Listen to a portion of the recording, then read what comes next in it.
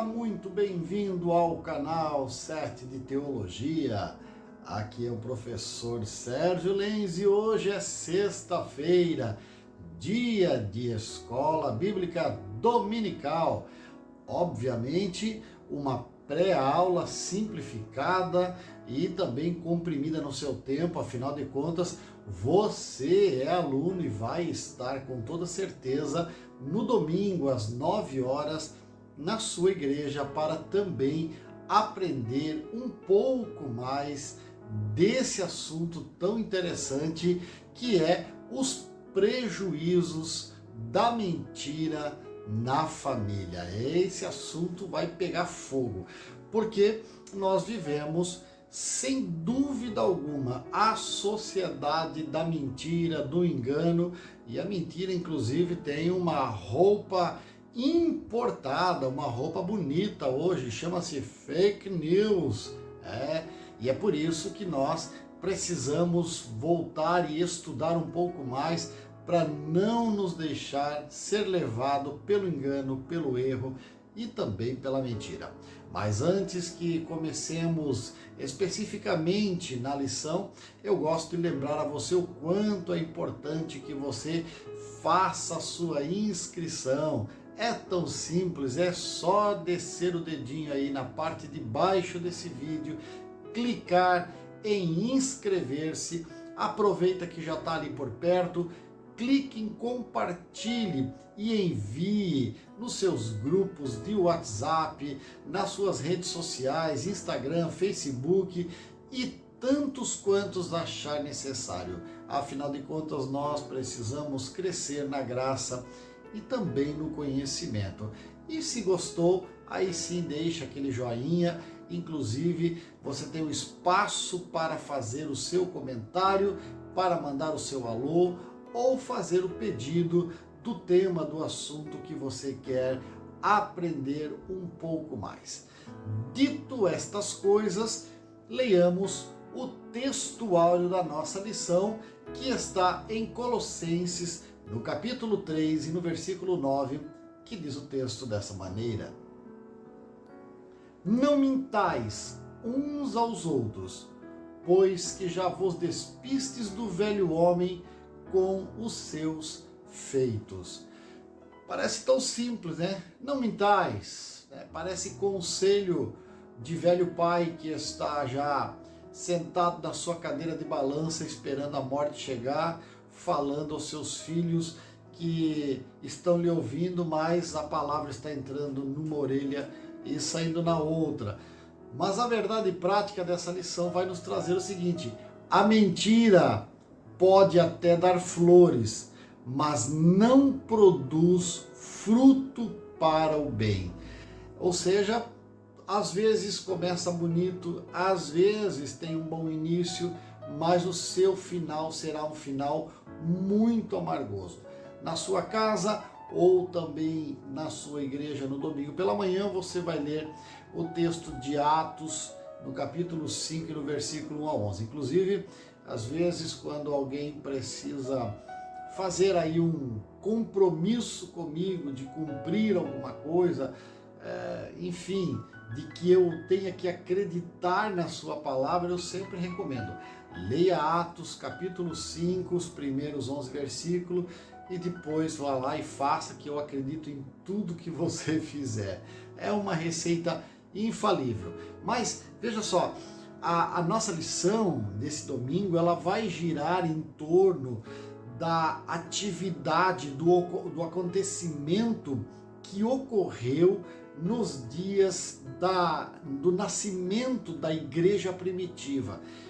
E é nesses dias que acontece essa história, a história tão famosa de Ananias e também de Safira, sua esposa. E o texto é bastante interessante porque uma época em que a igreja está começando, eles tinham um sistema de comuna onde todos tinham tudo em comum. Quer dizer que cada casal, cada família, cada pessoa que se agregava à igreja, vendo a necessidade, porque aqueles que pertenciam à igreja, aqueles que estavam se agregando à igreja, naturalmente tinham portas fechadas no império, no comércio, na indústria, de modo que tinham muitas necessidades. E para que o povo dessa igreja nascente não passasse por necessidades, então muitas vezes o que se fazia era vender tudo que tinha, levar aos pés dos apóstolos, e esses então transformavam esses bens, esses valores em alimentos para que a igreja pudesse marchar e continuar evangelizando e ganhando novas almas. E o texto como diz assim: mas parece-nos, segundo a nossa lição vai tratar, porque ela traz aí 3 tópicos, como de costume. Primeiro, uma conversão duvidosa. E eu achei bastante interessante o ponto de vista do autor da lição, porque daí ele subdivide esse tópico em por que uma conversão duvidosa, respondendo a essa maneira de visão que ele entendeu a história de Ananias e Safira. Depois ele diz a comunhão na igreja de Atos, explicando por que a coisa foi tão séria, foi tão complexa. E por fim, quando a mentira e o engano enche os corações. No segundo ponto da lição, ele vai tratar o problema da mentira dentro da família. E aí ele divide em a mentira produzida dentro da família. Quem faz uso da mentira está dominado pelo poder da carne. E por último, então, o terceiro tópico, protegendo a família da mentira e da hipocrisia. E aí ele dá alguns conselhos. Cuidado contra os defeitos morais, precisamos agir contra a hipocrisia e a mentira, não deixe o inimigo agir na sua família, e é um bom conselho para ser seguido, ok? Então, vamos pensar da seguinte forma: lá no Antigo Testamento, e nem vamos entrar na questão do Jardim do Éden, onde uma variante da mentira começou a nascer ali, porque você sabe, há quem diga que há 51 referências à palavra mentira na Bíblia Sagrada, mas se nós pensarmos na mentira como palavras persuasivas, como mudar a verdade, como engodo, como trapaça, como faltar com honestidade, então as variantes da palavra mentira, elas trazem um mundo inteiro de engano. Mas no Antigo Testamento, quando Deus dá a lei ao seu povo, Levíticos, no capítulo 19, no versículo 11, ele já traz exatamente isso: não mentireis, nem usareis de falsidade um para com o outro. Então isso estava estipulado pela lei, de forma que a cobrança viria com toda certeza. Uma vez que quebra a lei, o réu da lei ele seria, inclusive, sofreria a pena de morte se não tivesse uma confissão de pecados. E dessa maneira, quando Paulo escreve aos Colossenses, no capítulo 2, no versículo 4, eu acho muito interessante que ele diz para não usar de palavras persuasivas. E o que são palavras persuasivas? O que é usar do poder da persuasão? A persuasão nada mais é do que a capacidade de convencer o outro. Mas no contexto que Paulo está usando e que normalmente nós conhecemos, usar de palavras persuasivas tem a finalidade máxima de enganar, de levar o outro ao engodo, ao engano. E isso é também uma forma de mentira. Aliás, a palavra mentira, do latim, mentior, ela quer dizer faltar com a palavra dada, fingir, imitar, dizer falsamente. E aí vou perguntar para você, quem nunca, né? Não, professor, mas nós somos crente, nós não podemos fazer essas coisas. Mas quem nunca, de uma forma ou de outra, agiu de maneira falsa ou foi mentiroso? Eu perguntei num vídeo anterior, e se Deus ainda usasse o padrão Ananias e Safira de qualidade total nas igrejas. Porque, professor, mas lá fora no mundo? Não, o mundo está condenado. Quem não aceitou Jesus como Salvador já está caminhando para o inferno e já sabe disso. O pecador, ele sabe que está condenado porque ele sabe que é pecador. Vem aqui bem pertinho e vamos falar eu e você. Somos igreja, sal da terra, luz do mundo, chamados sacerdócio real, povo santo, escolhido, propriedade particular do Senhor Jesus. Como é que a noiva deve andar? Qual é o padrão de procedimento da noiva? E aqueles conchavos, aqueles esquemas, aquelas falcatruas, aquelas saidinhas honrosas. Será que Deus mudou? Será que Deus está mais brando? Porque a mentira é a mãe da decepção e, por conseguinte, ela é a avó da infelicidade próxima. Veja, como mãe da decepção, a mentira ela vai gerar quando ela vem à luz, quando a sua sujeira é exposta à luz da verdade, ela vai gerar uma infelicidade tremenda. Quando alguém mente contra você e você achando que era alguém de confiança e você descobre que mentiram contra você, como é que você se sente? Você se sente feliz ou decepcionado? Como é que você acha que os apóstolos se sentiram quando Ananias e Safira, vendo o gesto de Barnabé, está ali na lição, né? Não vou precisar lê-la porque você já vai lê-la no domingo pela manhã também.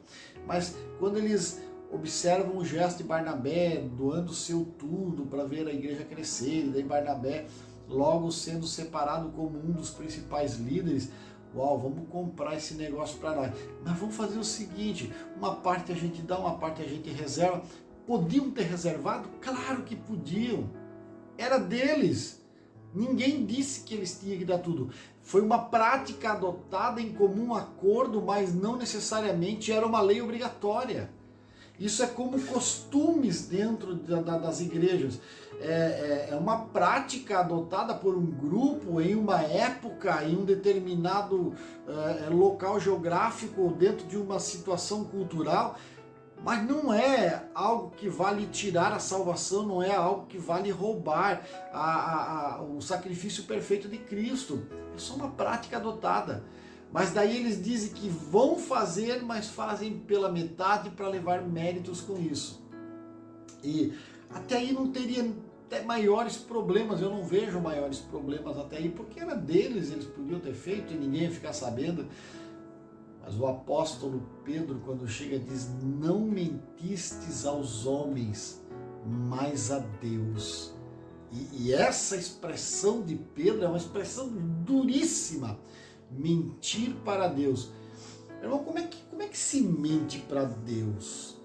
Como é que alguém consegue mentir para Deus? Porque, segundo aí os entendidos de plantão, existem 7 tipos de mentira. Vamos lá, anota aí. Primeiro, a mentira autêntica ou descarada. É uma mentira. Segundo, o exagero, uma forma de mentira. Terceiro, a mentira enganosa, aquela que visa passar alguém para trás através do engano. Quarto, a mentira utilitária.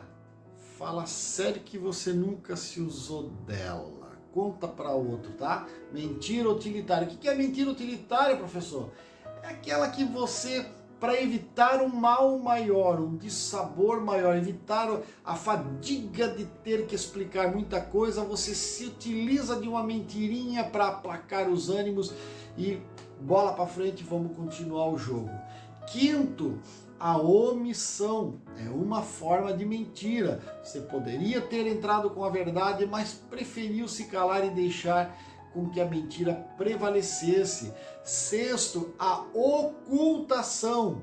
Quando você está de posse da verdade, mas prefere ficar quieto e guarda para você esta verdade, e aí é uma forma de mentira. E o sétimo, a falsa confirmação. Quando você diz, sim, imagina, claro que é, mas não é. Então, existem esses vários tipos de mentira, e Ananias e Safira, com certeza, permitiu que o seu coração ficasse cheio desta mentira. E aí uma mentira produzida dentro de uma família traz um prejuízo terrível, porque o apóstolo Paulo, segundo o segundo ponto e o segundo tópico da nossa lição, ele vai dizer que quem faz uso da mentira está dominado pelo poder da carne. Como é que se vence o poder da carne? Você lembra do capítulo 5 de Gálatas? É bom o professor explorar isso aí, porque alguns rincões evangélicos dão muita ênfase para dons espirituais. E eu penso que nós estamos até em falta, que nem estamos mais, via de regra geral, dando a ênfase que deveríamos para os dons espirituais. Eles são fantásticos. Ter dom ou não ter, professor? Eu vou explicar para você. Imagine você, dona de casa, que precisa fazer um almoço, uma recepção para alguém, um convidado importante. Você tem todos os alimentos, porém você não tem fogão, você não tem panela, não tem talheres, mas tem todos os alimentos. Você tem lá uma caixinha de fósforo, umas pedras e uma lenha, e é só. Como é que você vai fazer esse almoço? Dá de fazer? Dá de fazer, claro. Você vai achar alguma coisa, algum recipiente para começar a cozinhar ali, vai fazer fogo com o fósforo, as pedras, vai usar de fogão, a lenha de fogo, enfim. Você tem os temperos, mas você vai ter que achar um graveto, alguma coisa para fazer, para usar de talheres. Enfim, dá de fazer? Dá. Dá de servir a Deus sem dons espirituais? Dá. Dá de evangelizar? Dá. Dá para ganhar almas para Jesus? Dá.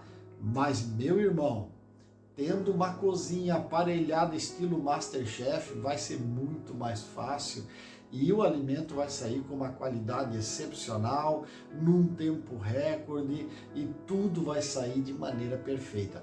Quando você tem dons espirituais, o reino fica muito mais fácil de ser conquistado, de ser ganho para o céu.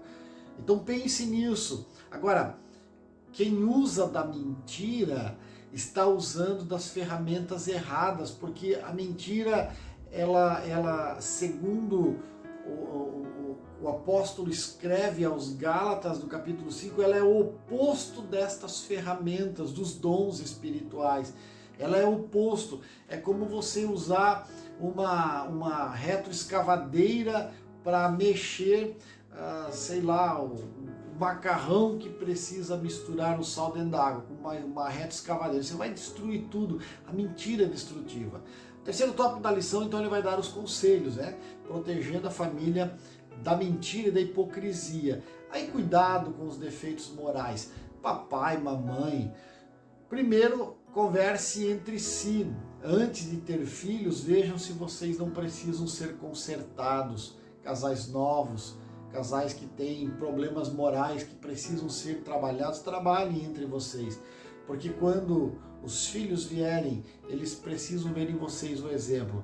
Os filhos às vezes decepcionam quando crescem e tomam o seu rumo, claro que sim, mas não é que eles decepcionam por decepcionar, é que eles têm a sua própria vida. Os filhos são estranhos que pertencem ao mesmo grupo sanguíneo. Eles vão fazer as próprias escolhas e às vezes nos decepcionam nesse quesito.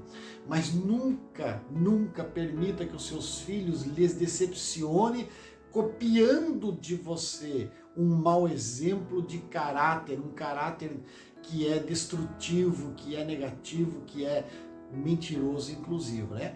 Precisamos agir contra a hipocrisia? Claro que precisamos. Como é que se age contra a mentira? Com a verdade. Sejamos da verdade, a palavra é a verdade.